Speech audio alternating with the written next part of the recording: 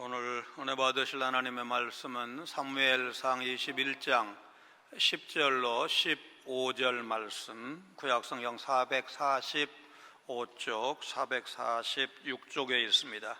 사무엘상 21장 10절부터 같이 읽습니다. 그날에 다윗이 사울을 두려워하여 일어나 도망하여 가드왕 아기스에게로 가니 아기스의 신하들이 아기스에게 말하되 이는 그 땅의 왕 다윗이 아니니까 무리가 춤추며 이 사람의 일을 노래하여 이르되 사울이 죽인 자는 천천히요 다윗은 만만이로다 하지 아니하였나이까 한지라. 다윗이 이 말을 그의 마음에 두고 가드왕 아기스를 심히 두려워하여 그들 앞에서 그의 행동을 변하여 미친 채하고 대문짝에 그적거리며 침을 수염에 흘리매 아기스가 그의 신하에게 이르되 너희도 보거니와 이 사람이 미치광이로다. 어찌하여 그를 내게로 데려왔느냐? 내게 미치광이가 부족하여서 너희가 이 자를 데려다가 내 앞에서 미친 짓을 하게 하느냐? 이 자가 어찌 내 집에 들어오겠느냐 하니라. 아멘. 살다 보면 다양한 위기가 찾아옵니다. 한 번도 아니고 연이은 질병으로 고통받는 분, 우리 성도 중에 적지 않습니다. 무엇 하나 녹록지 않은 여러 가지 악조건 속에서 기나긴 투병을 어떻게 해낼 수 있을까 걱정되는 성도도 한두 분이 아닙니다. 우리나라 평균 수명이 정말 많이 늘었다는 사실은 우리가 모두 실감하고 있습니다. 그러다 보니까 노년 몇 년을 수시로 병원에 출입하고 요양병원이나 요양원에 생활을 하시다가 돌아가시는 그런 경우를 이제 자주 보게 되니까 장수의 복이라는 말 대신에 장수의 그늘이라는 말을 우리가 쓰고 또 듣게 됩니다.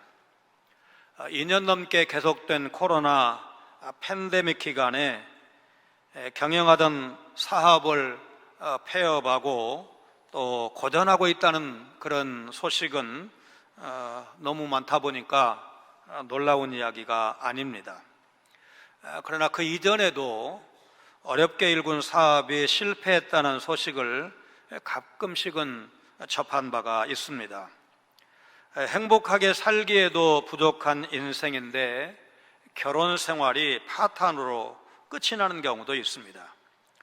공장의 설비를 자동화하면 인건비 부담이 줄어들어서 결과적으로 기업가의 수입이 늘어나게 됩니다. 돈을 많이 벌면 일자리를 늘려야 할 것 같은데 오히려 일자리가 줄어드는 그런 현상을 우리가 보고 있습니다. 그러다 보니까 젊은이들이 공부도 열심히 하고 소위 스펙을 열심히 쌓았는데도 불구하고 좋은 직장 잡기가 점점 어려워지고 있습니다. 급격한 집값 폭등으로 내 집 마련이 어려워져서 젊은이들이 결혼을 망설이게 하는 가장 큰 이유일 것이라고 보지만 그것이 전부는 아닐 것입니다. 우리 기성세대의 결혼 생활이 자녀들에게 저렇게 살 바에는 난 결혼 안 할 거야, 혼자 살 거야 부정적인 영향을 주지는 않았을까 걱정할 때가 솔직히 없지 않습니다. 어쨌든 이런 위기를 성공적으로 극복하지 못하고 많은 사람이 좌절의 늪에 빠져서 인생의 풍파를 겪는 것이 사실입니다. 그렇다면 성도는 인생의 위기를 만날 때 어떻게 대처해야 할까? 사울을 두려워한 다윗이 망명길에 나섭니다. 그러나 이것은 두려움에 빠져서 내린 어리석은 선택이었습니다. 다윗이 의지하려고 했던 가드는 선민 이스라엘의 가장 큰 대적이었기 때문에 그렇습니다. 10절 노베 아히멜렉 제사장에게서 구한 진설병으로 허기를 채우고 무기를 구한 다윗은 그날로 블레셋의 도시국가 중에 하나인 가드로 달려갑니다. 그날에 다윗이 사울을 두려워하여 일어나 도망하여 가드왕 아기스에게로 가니 다윗은 자신이 이스라엘의 수도 기브아를 떠났어도 사울이 자신을 죽이려 한다는 사실을 그 아들 요나단을 통해서 이미 알고 있었기에 이스라엘 땅 어느 곳에 숨어도 안전할 수 없다고 판단을 했습니다. 가드는 블레셋 평야 북동쪽에 있는 지역으로 블레셋의 5대 도시 중 하나였습니다. 여호와의 회막이 있던 노브로부터 남서쪽으로 약 35km 떨어진 곳이었습니다. 사무엘상 5장 8절 9절에서 하나님의 법궤로 인해 독한 종기의 벌을 받았던 바로 그 도시였고, 사무엘 선지자가 이스라엘을 다스리던 시기에는 잠시 이스라엘이 점령했던 지역이기도 합니다. 흥미로운 사실은 사무엘상 17장 4절에 블레셋의 유명한 장수 골리앗이 바로 이 가드 사람이라는 것입니다. 가드 출신의 영웅 골리앗을 죽인 적장 다윗이 이스라엘 왕 사울의 위협을 피해서 바로 그 적국인 골리앗의 나라 가드로 망명을 왔다는 것은 역사의 아이러니가 아닐 수 없습니다. 블레셋 입장에서는 가장 두려워하는 적의 장수가 자기 발로 투항해 온 것이기 때문에 마다할 이유가 없었을 것입니다. 이런 정치적 망명에 준비할 수 있는 선물로 골리앗의 칼만한 것이 없었을 것이다. 지난 시간에 말씀을 드린 바가 있습니다. 여호와의 궤가 블레셋 땅에 있다는 것은 이스라엘이 블레셋의 무력에 정복당했다는 표지였던 것처럼 이스라엘 땅에 안치된 골리앗의 칼이야말로 블레셋이 이스라엘의 영향력 아래 있다는 것을 상징적으로 보여주는 증거물이다. 그렇게 말할 수 있을 것입니다. 아기스가 블레셋 왕이라고 불리지 않고 가드의 왕이라고 불린 것은 블레셋이 5개 도시 국가로 이루어진 연맹체였기 때문입니다. 그러니까 아기스는 블레셋을 이루는 한 도시국가 가드의 왕이었던 것입니다. 성경에서 블레셋 왕이라는 표현은 벌써 창세기 족장 시대에도 찾아볼 수가 있습니다. 사무엘상 27장 2절 이하에 보면 다윗이 다시 아기스에게 가는 장면이 나옵니다. 아기스는 열왕기상 2장 39절에서 마가라고도 불렸는데 사무엘상 27장 2절에서는 마옥의 아들이라고 소개하고 있습니다. 오늘 본문의 사건을 배경으로 쓰인 시편 34편의 표제, 다윗이 아비멜렉 앞에서 미친 채 하다가 쫓겨나서 지은 시에는 아기스라는 이름 대신에 아비멜렉 이렇게 되어 있는데, 아비멜렉은 블레셋 민족의 왕에 대한 직함으로 보입니다. 창세기 20장과 26장에서 블레셋 지역인 그랄의 왕과 또 다른 블레셋 왕도 동일하게 아비멜렉 이렇게 불렸습니다. 그렇다면 블레셋 왕을 아비멜렉이라고 부른 것은 이집트의 왕을 파라오, 우리 성경은 바로라고 부른 것과 같다, 그렇게 봐야 할 것입니다. 따라서 이 구절에 등장하는 아기스는 개인의 이름이고 시편 34편에 나타난 아비멜렉은 블레셋 왕의 공적인 직함이었다, 이렇게 보는 것이 합리적일 것입니다. 한 남자가 서재에 앉아서 열린 창 사이로 힘겹게 날아오는 작은 새를 바라보고 있었습니다. 무언가에 쫓기다 지쳤는지 창문을 넘어 서재로 들어온 새가 남자의 소매 자리에 잡았습니다. 그리고 창밖을 보니까 거대한 매가 주변을 맴돌고 있습니다. 매를 피해서 달아나던 새가 안식처를 찾아서 서재로 날아온 것입니다. 목숨을 잃을 뻔한 상황에서 순식간에 사람 소매에 안겨서 편안해지는 작은 새를 보면서 이 남자는 하나님의 보호하심을 생각을 했습니다. 우리가 지치고 힘들 때 주께서 우리를 이 새를 보호하시는 것처럼 보호해 주시겠구나. 감리교 창시자인 요한 웨슬리의 동생 찰스 웨슬리는 형의 선교를 돕기 위해서 미국으로 갈 때 같이 갔는데 대서양을 지나면서 풍랑을 만났고, 그때 자기들은 두려워 떨었는데 같은 배에 탔던 모라비안 형제들은 찬송을 부르면서 담대하고 평안한 모습을 봤고, 이것이 형도 동생에게도 아주 충격적으로 다가왔습니다. 이때의 경험을 바탕으로 만든 곡이 찬송가 388장 비바람이 칠 때와입니다. 거친 풍랑 가운데 두려워하는 제자들을 향해서 예수님은 왜 두려워하느냐 물으신 적이 있습니다. 거친 풍랑 가운데서도 예수님만 함께 하신다면 아무리 그 풍랑이 거세다 할지라도 두려워할 이유가 안 됩니다. 신명기 32장 10절에 여호와께서 그를 황무지에서 짐승이 부르짖는 광야에서 만나시고 호위하시며 보호하시며 자기의 눈동자같이 지키셨도다. 이 말씀을 우리가 기억을 하면서 지친 자녀, 숨을 곳을 찾는 자녀를 하나님은 품어주시고 위로해 주신다는 사실을 우리가 기억을 하면서 주님 품 안에서 안식과 평안을 얻어야 할 것입니다. 위기의 순간이 찾아오고 두려움에 빠지게 되면 우선적으로 안전을 추구하기 마련이죠. 그러나 이것은 하나님의 말씀에 불순종하는 잘못된 선택일 수가 있습니다. 그래서 우리는 위기의 순간 두려움에 빠져서 길을 잃게 되고 잘못된 선택을 하지 않도록 영적으로 깨어 있어야 합니다.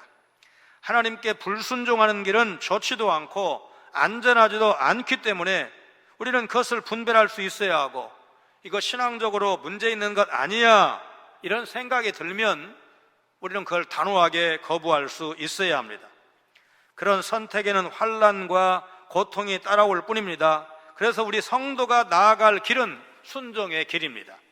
다윗이 시편 23편 4절에 하나님의 막대기와 지팡이가 안위하실 때 우리가 사망의 음침한 골짜기를 지날지라도 평강을 누릴 수 있다고 한 것처럼, 우리가 직장을 구하는 일, 자녀들을 결혼시키는 일, 이사하는 일, 중요한 인생의 선택을 할 때 세상적인 기준으로 선택하지 않아야 합니다. 말씀을 따라 살아가는 것을 결심하시기를 바랍니다. 예수님께서 마태복음 7장 13절 14절에 의의 길, 순종의 길은 그 길이 좁고 협착하지만 결국은 그 길이 생명의 길이라고 말씀하신 것을 우리가 기억해야 합니다. 좁은 문, 좁은 길이 세상 사람이 보기에 미련해 보이고 우직해 보여도 믿음의 사람이 가야 할 길이고, 그것이 가장 안전한 선택이라는 사실 여러분 믿으시기를 바랍니다. 다윗은 아기스의 신하들이 아기스에게 하는 말을 듣고 두려워합니다. 아기스의 신하들이 다윗을 말할 때 이스라엘 땅의 왕이라고 불렀기 때문입니다. 그래서 다윗은 가드왕 아기스 앞에서 수염에 침을 흘리면서 미친 사람 행세를 합니다. 11절로 13절, 이스라엘의 용사 다윗이 망명을 오자 가드 사람들이 처음부터 대대적으로 환영하고 믿어주었을까? 내심 반기면서도, 왜냐하면 전쟁 때마다 다윗에게 졌으니까 이제 항복하고 오니까 내심 반기면서도 의심스러운 눈초리로 바라봤을 것이다. 이것이 합리적일 것입니다. 황장엽 전 노동당 비서가 귀순할 때를 우리가 생각하면 될 것입니다. 워낙 고위직에 북한의 주체 사상을 체계화한 사람, 그리고 노동당 권력 서열로 장관급보다도 더 높은 그런 위치에 있었기 때문에 이 사람이 왜 왔을까? 북한에 있으면 잘 먹고 잘 살 텐데, 우리가 그런 생각을 했었습니다. 자신의 정체가 드러난 다윗이 가드왕 아기스를 두려워했고, 이제 어떻게 할까? 결국은 미친 채 하는 것으로 나타납니다. 아기스의 신하들이 아기스에게 말하되 이는 그 땅의 왕 다윗이 아니니까 무리가 춤추며 이 사람의 일을 노래하여 이르되 사울이 죽인 자는 천천히요 다윗은 만만이로다 하지 아니하였나이까 한지라. 다윗이 이 말을 그의 마음에 두고 가드왕 아기스를 심히 두려워하여 그들 앞에서 그의 행동을 변하여 미친 채 하고 대문짝에 그적거리며 침을 수염에 흘리매. 명성 높은 적장 다윗이 자기 발로 순순히 블레셋 영토를 찾아왔기 때문에 블레셋 사람들 입장에서 아주 이례적인 일일 뿐만 아니라 의심스럽기도 했을 것입니다. 그래서 아기스의 신하들은 아기스 왕에게 이는 그 땅의 왕 다윗이 아닙니까? 이렇게 말하는데, 이 말은 전하, 후환을 없애려거든 지금 다윗을 없애는 것이 좋겠습니다. 사실상 그렇게 말하고 있는 것입니다. 11절에 그 땅은 이스라엘을 말하는데 다윗은 아직 이스라엘의 왕이 아닙니다. 이스라엘의 왕은 사울이었고 그를 피해서 망명을 온 것입니다. 그런데 이스라엘 사람들, 그 블레셋 사람들 입장에서 이스라엘의 진짜 영웅은 사울 왕이 아니고 골리앗을 죽이고 블레셋과의 수많은 전투 때마다 이스라엘을 승리로 이끈 다윗이었던 것입니다. 아기스의 신하들이 다윗을 그 땅 이스라엘의 왕이라고 부른 이유를 우리가 단정적으로 말할 수는 없지만 다윗에게는 그 말이 하나님의 음성처럼 들렸을 가능성이 높습니다. 그렇다, 나는 여호와의 제사장을 통해 기름 부음 받은 사람이 아닌가? 하나님이 나를 이스라엘의 왕으로 지명하지 않으셨는가? 그런데 나는 한갓 인간을 두려워해서 이렇게 블레셋 사람들에게 도망와서 그것도 모자라서 비겁하게 미친 채 해서라도 안위를 도모하려는 것이 말이나 되는 일인가? 아기스의 신하들은 이스라엘의 여인들이 노래했던 사무엘상 18장 7절의 가사를 알고 있었고 그 가사를 인용하면서 다윗이 이스라엘에서 사울왕을 능가하는 능력자임을 말한 것입니다. 여인들이 뛰놀며 노래하여 이르되 사울이 죽인 자는 천천히요 다윗은 만만이로다 할지라. 어떤 경로를 통해서 들었는지 모르지만 다윗은 아기스의 신하들이 왕에게 보고하는 말을 들었습니다. 다윗은 자신을 위협적인 존재로 보는 사울 때문에 고생하다가 어쩔 수 없이 그 땅으로 도망쳐 왔는데 가드 땅에서도 아기스에게 위협적인 존재로 비치게 된 것입니다. 결국 가드도 이스라엘 전역과 마찬가지로 다윗에게 안전한 곳이 아니었던 것입니다. 사울에게 위협을 느꼈던 다윗은 가드에서도 아기스 왕을 두려워하되 심히 두려워할 수밖에 없게 되었습니다. 그러나 다윗은 가드를 당장 떠나지 않고 그 상황을 돌파할 대책을 찾습니다. 다윗이 가드 땅에 간 것은 가드 사람들을 위협하거나 그 땅의 왕 아기스를 해치기 위해서가 아니었습니다. 사울 왕의 위협을 피해서 자기 한 목숨 보존하기 위해서 블레셋 땅 가드로 피한 것인데 가드 사람들은 다윗을 오해해서 무서움증이 있어서 그를 위협적인 존재로 본 것입니다. 다윗은 아기스 신하들에게 자신이 왕과 가드를 해치기 위해서 온 것이 아니라는 사실을 여러 번 설명을 했을 것입니다. 그런데도 아기스와 그의 신하들은 믿으려 하지 않았을 것이고 결국 다윗은 대중 앞에서 미친 채 하는 것으로 나는 당신들에게 전혀 위협적인 존재가 아니랍니다 보여주려고 했을 것입니다. 여기에서 다윗이 다른 방법을 생각하지 않고 왜 미친 채 하기로 결심을 했을까? 그들 앞에서 다윗이 행동을 바꾸었다, 행동을 변했다는 13절 말씀을 눈여겨보셔야 합니다. 행동을 바꾸다로 번역된 히브리어는 판단을 바꾸다, 생각을 바꾸다 그렇게 번역할 수가 있습니다. 다윗이 마음을 바꿨을 때 하나님께서 지혜를 주셔서 미친 척하기 시작했다고 볼 여지가 있습니다. 미친 다윗의 모습이 오늘 본문에 두 가지로 묘사되어 있습니다. 하나는 대문짝에 끄적거리는 것, 낙서를 하는 것인데 대문짝을 직역하면 그 문의 문들입니다. 우리 서울의 숭례문이라 불리는 남대문, 흥인지문이라 불리는 동대문, 돈이문이라 불리는 서대문, 숙정문이라 불리는 북문, 이게 소위 사대문이죠. 그 다음에 서소문, 창의문, 해화문, 광희문, 네 개의 소문, 작은 문이 있었듯이 가드 성읍을 출입하는 문이 여러 개 있었을 것입니다. 다윗이 가드 성읍문에 낙서를 했으니까 오고 가는 많은 사람들 눈에 띄었을 것이고 그 모습이 아기스와 그의 신하들에게도 보고가 되었을 것입니다. 또 하나는 침을 수염에 흘리는 것인데 이런 모습을 보고 사람들은 다윗에게 접근하려고도 하지 않았을 것입니다. 다윗이 미친 채 하면서 다른 사람에게 직접적인 피해를 주지는 않았기 때문에 가드 사람들은 다윗을 잡아서 옥에 가두거나 벌을 주지는 않았습니다. 그냥 저 불쌍한 인간, 미칠 데가 없어서 여기까지 와서 미쳤나, 이제 그렇게 무시할 뿐이었고, 이것이 바로 다윗이 의도한 바였습니다. 다윗이 미친 연기를 한 것은 두 가지로 요약할 수가 있습니다. 우선 그 당시 미신에 의하면 미친 사람은 재수가 없다고 여겼습니다.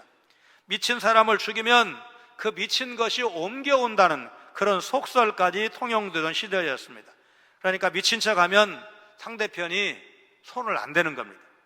또 미친 사람은 경멸의 대상이었습니다. 그래서 미친 척하면 경멸은 당하지만 죽지는 않는 것입니다. 다윗의 존재를 두려워한다면 제기하지 못하도록 심하게 불구를 만들거나 죽이거나 하면 될 텐데, 이거 미친 녀석 아니야 그러면서 경멸을 했지만 죽일 필요는 없었던 것입니다. 살아남아야 하는데 어떻게 합니까? 다윗은 경멸을 받더라도 살아서 그곳에서 무사히 빠져나와야 언젠가 이스라엘의 왕이 될 수 있기 때문에 미친 척 연기를 하지 않을 수 없었습니다. 그래서 겨우 위기 상황을 모면을 합니다. 약속의 자리로 돌아오기 위해서 그렇게 비참한 자리까지 떨어지는 대가를 지불한 것입니다. 그야말로 인간으로서는 견딜 수 없는 그런 수치스러운 모습까지 보인 것입니다. 어쩌면 이렇게까지 욕된 모습으로 내가 살아남아야 하나 자괴감도 들었을 것입니다. 두려움을 피해서 의지하려고 선택한 것들이 오히려 다윗에게 더욱 큰 두려움을 안겨주었다는 사실 앞에 믿는 우리가 생각할 것이 무엇입니까? 다윗을 믿음의 사람이라고 말할 때 그를 말씀과 기도의 사람이라는 사실을 들어서 그를 믿음의 사람이라고 부르지 않습니까? 그런데 그가 노베 회막에 가서 여호와의 제사장은 만났지만 기도한 흔적은 찾을 수가 없습니다. 성도는 삶의 위기가 밀려올 때, 두려움이 찾아오는 상황에서도 유일한 피난처이신 여호와 하나님만 의지해야 하는데, 이런 위기의 때에 다윗이 그렇게 하지 않았던 것입니다. 심지어 제사장 아히멜렉이 검의 위치를 설명할 때 에봇 뒤에, 제사장이 입는 예복이 에봇이라고 했습니다. 그 제사장 예복 뒤에 골리앗의 칼이 있다 그렇게 말했음에도 불구하고 다윗은 하나님께 여쭈어 보겠다는 생각을 하지 못한 것으로 보입니다. 이후에 다윗은 여러 번 에봇을 통해서 하나님의 뜻을 구했지만 적어도 사무엘상 21장 상황에서는 그렇게 하지 않았습니다. 산업혁명이 일어나기 200여 년 전만 해도 지구상의 모든 에너지의 90%를 사람과 소나 말 같은 가축을 통해서 얻을 수가 있었습니다. 그러나 산업혁명으로 전기기관이 발명되고 수력과 화력, 원자력과 풍력, 태양광 같은 발전시설이 생기면서 상황이 달라졌습니다. 지구상의 모든 사람과 가축이 생산하는 에너지가 고작 1%도 되지 않습니다. 4차 산업혁명 시대가 이미 도래했고 앞으로 더 이제 발전할 터인데, 더 이상 일을 하지 않아도, 옛날처럼 고된 노동을 하지 않아도 먹고 사는데 지장이 없을 것으로 보입니다. 과거에는 수백 명의 노동자가 필요했던 공장이 이제는 두세 명만 있어도 충분히 가동이 가능하기 때문에 이제는 세계적인 대기업들이 생산 공장을 중국이나 베트남이나 인도, 동남아시아 이 인건비가 싼 곳으로 더 이상 이제 하지 않고 오히려 트럼프 시대에 우리가 좀 본 게 뭡니까? 미국으로 공장들이 많이 돌아오는 것을 보고 있었습니다. 대부분 공정을 자동화 시스템으로 처리하기 때문에 이제는 얼마나 많이 만드느냐가 아니라 생산된 부를 어떻게 적정하게 나누느냐, 이것이 미래 사회의 중요한 화두가 되었습니다. 우리의 힘으로 할 수 없는 일들이라도 하나님의 능력을 힘입어서 감당해낼 수가 있습니다. 말씀의 능력대로 살아가는 사람은 이전과는 달라진 새로운 세상을 살아가는 사람입니다. 하나님의 능력을 힘입어서 놀라운 일들을 이루었던 믿음의 선진들처럼 오늘 우리도 하나님의 도우심을 구하면서 살아가야 할 것입니다. 주여, 내 힘과 능력을 의지할 것이 아니라 하나님의 힘과 하나님의 능력을 의지하며 살게 하여 주옵소서. 그렇게 기도하고 또 그런 삶을 살아가시기를 바랍니다. 돈이나 인맥, 너무 의지하지 않으시기를 바랍니다. 더 큰 위기를 불러올 수도 있습니다. 이사야서 2장 22절에 너희는 인생을 의지하지 말라. 그의 호흡은 코에 있나니 샘할 가치가 어디 있느냐 하신 말씀처럼 돈이나 인맥은 있으면 좋은 정도지 그것이 절대적인 가치가 될 수는 없는 것입니다. 하나님의 품 안으로 피하고 하나님의 도우심을 구하시기를 바랍니다. 사내들인 공유에 무자비한 위협과 폭력에 굴하지 않고 하나님의 능력을 의지하면서 담대히 하나님의 말씀을 전하게 하여 주옵소서. 기도했던 사도행전 4장 29절의 초대교회 사도들의 그 자세를 우리가 기억해야 됩니다. 죽으면 죽으리이다. 지금 새벽기도 이제 에스더서를 우리가 살펴보고 있는데 여러분 바로 이런 믿음이 담대한 믿음이 아니겠습니까? 가드왕 아기스는 다윗을 미친 사람이라고 여겼고 그를 내쫓으라고 명령을 합니다. 아기스가 그의 신하에게 이르되 너희도 보거니와 이 사람이 미치광이로다. 어찌하여 그를 내게로 데려왔느냐? 내게 미치광이가 부족하여서 너희가 이 자를 데려다가 내 앞에서 미친 짓을 하게 하느냐? 이 자가 어찌 내 집에 들어오겠느냐 하니라. 아기스는 별다른 의심 없이 다윗을 미친 사람으로 간주했습니다. 어떻게 해서든지 망명지 가드에서 살아남으려는 다윗의 생존 전략이 먹힌 것입니다. 아기스는 신하들에게 화를 내면서 이런 미친놈 왜 데려왔어? 추궁을 합니다. 그의 겉모습만 보고 미친 사람으로 단정을 해버린 것입니다. 아기스가 국가의 지도자로서 신중치 못한 사람이었구나는 사실을 우리에게 보여준 것입니다. 그는 신하들을 향해서 이런 미치광이 빨리 내쫓으라고 호통을 쳤습니다. 사실 조금만 깊이 생각하면 다윗을 미치광이로 단정하는 이런 것이 얼마나 잘못된 결정입니까? 그가 골리앗을 죽인 영웅 중에 영웅이라는 사실을 그들이 모르지 않았기 때문입니다. 그런데도 다윗이 가드에서 별다른 어려움을 겪지 않은 것은 미친 채 했기 때문에 위기를 모면한 것이다, 그렇게 볼 여지가 있지만 실제로는 하나님의 숨은 손길, 하나님의 각별한 보호하심이 다윗에게 함께 하셨기 때문일 것입니다. 세계적 영성의 대가인 아버지 밑에서 목회를 시작한 젊은 목사가 있었습니다. 아버지에 비하면 아들 목사의 목회는 매우 초라했습니다. 명문신학교에서 열심히 공부했고 또 아버지를 뛰어넘기 위해서 노력도 많이 했지만 그의 사역 현장에서는 큰 역사가 일어나지 않았습니다. 하루는 앙령에 씌어서 정신을 잃어가는 한 성도가 이제 목사를 찾아왔습니다. 젊은 목사는 성도를 위해서 말씀을 증거하고 힘을 다해 기도했지만 아무런 역사가 일어나지 않았습니다. 너무 답답한 나머지 주여 나를 도와주시옵소서 외쳤는데 놀랍게도 그 순간 앙령이 쫓겨났습니다. 이 경험으로 능력은 내가 아닌 하나님으로부터 나온다는 사실을 절실히 깨달은 젊은 목사는 이후에 모든 사역을 승리하신 예수님을 의지해서 감당해 나갔고 결과적으로 아버지를 뛰어넘는 뛰어난 신학자, 뛰어난 목회자가 되었습니다. 미국의 이제 대각성 운동을 보통 이제 3차로 분류를 하는데 제1차 대각성 운동의 지도자는 유명한 조나단 에드워드입니다. 2차 대각성 운동의 리더는 찰스 핀이라는 분이고 3차 대각성 운동의 지도자는 D.L. 무디와 R.A. 토레이 목사, 한국의 이제 대천덕 신부의 할아버지가 핵심 인물로 활약을 했는데 바로 이 이야기의 주인공이 3차 대각성 운동 때 귀하게 쓰임받은 크리스토프 블룸 하르트의 젊은 날의 이야기입니다.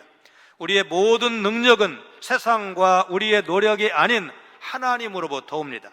이미 승리하신 주님을 믿고 주님의 능력을 힘입어서 험한 세상에서 승리하는 여러분 다 되시기를 바랍니다. 시편 34편 4절에 내가 여호와께 간구하며 내게 응답하시고 내 모든 두려움에서 나를 건지셨도다. 하나님은 곤고한 다윗의 간절한 부르짖음에 응답하셨고 모든 두려움에서 건져주신 것입니다. 34편 6절에 이 곤고한 자가 부르짖음에 여호와께서 들으시고 그의 모든 환난에서 구원하셨도다. 다윗이 상황이 너무너무 급박하니까 하나님 앞에 기도했더니 하나님께서 모든 두려움, 모든 환난에서 건져 주셨다고 시편 34편에서 고백하고 있습니다. 새끼곰의 울부짖음을 들은 어미곰처럼, 둥지 위에 내려앉는 독수리처럼, 사람이 자기의 아들을 안는 것 같이 너희를 안으사 이곳까지 이르게 하신 이스라엘의 하나님은 곤경에 처한 다윗에게 함께 하셨고 오늘 여러분과 저를 보호하시는 하나님이십니다. 그래서 우리는 하나님을 신뢰해야 되고 하나님을 신뢰하면서 두려움을 이겨내야 됩니다. 하나님이 성도에게 주신 것은 디모데후서 1장 7절 말씀처럼 두려워하는 마음이 아니고 능력과 사랑과 절제하는 마음입니다. 여러분, 지금 코로나 시대의 끝자락을 보내면서 여러분, 우리 마음이 어떻습니까? 여러분의 삶이 어떻습니까? 코로나 이전보다 여러분, 우리 삶이 얼마나 많이 위축되었습니까? 그럼에도 불구하고 우리가 이 고난의 때에 전능하신 하나님, 과거에 다윗이 권고할 때 그와 함께 하셨던 그 하나님을 기억하고 신뢰해야 됩니다. 문제가 없는 것 아닙니다. 그러나 문제 앞에 너무나 떨고 두려워하지 말고 이 문제, 이 험한 사망의 음침한 골짜기 같은 이 현실을 지나갈 때 하나님이 나를 어떻게 쓰실까? 하나님이 어떻게 역사하실까를 생각할 수 있어야 합니다. 그리고 하나님의 일하심을 기대하시길 바랍니다. 하나님은 위기에 빠진 당신의 백성을 반드시 돌아보십니다. 다윗처럼 두려움이 찾아와서 판단력이 흐리게 되고 헛된 것 의리하는 유혹을 받을 때 다윗의 실패에서 우리가 배워야 할 것이 무엇입니까?